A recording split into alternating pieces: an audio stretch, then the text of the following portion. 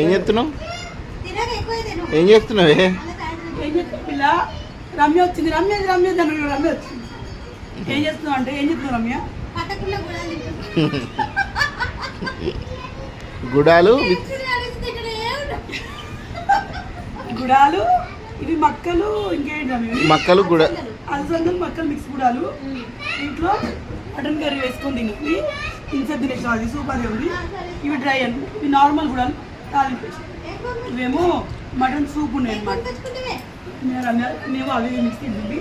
నాకు మా తిరుపతి అన్నకు కర్రీ వేసిన ఇష్టం. సో మనకి నార్మల్గా దావత్ అయితే తెలంగాణలో ఇవి ఉంటాయి అంట. మన ఇంట్లో అందుకే ఎప్పుడు ఎక్కువ ఏది అర్థం గుడాలు మనకు అలవాట్లేదు. ఇవి ఎందుకు వాడతారంటే తాగేటప్పుడు ఎక్కువ తిన్నాను యూజ్ చేస్తారు ఈ ప్రాసెస్. మా ఇంట్లో తాగుడే బాగుతుంది ఏమీ లేదు. మేము ఎక్కువ వాడమన్నట్టు. కాకపోతే తాగేటోనే కాదు నార్మల్ గా బాగుంటుంది.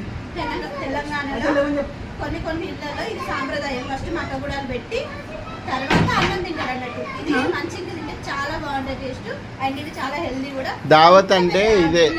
దావత్ అంటే కంప్లీట్ దావత్. అసలు ఇది పక్కా మన ఇంట్లో దావత్ కాదు. ఎప్పుడు మర్చిపోయినా ఇది మన ఇంట్లో దావత్ కాదా, మా ఊర్లో దావత్. అది కూడా మా ఊర్లో ముదిరాజ్ సంఘం వాళ్ళు పెద్దమ్మ తల్లికి బోనాలు చేశారు. ఆ దావత్ మా ఇంటి దగ్గర ఉన్న వాళ్ళంతా కూడా మా అమ్మలే కాబట్టి అమ్మలే అవుతారు అందరు వరుస. వాళ్ళు మాకు ఇచ్చారు అన్నట్టు.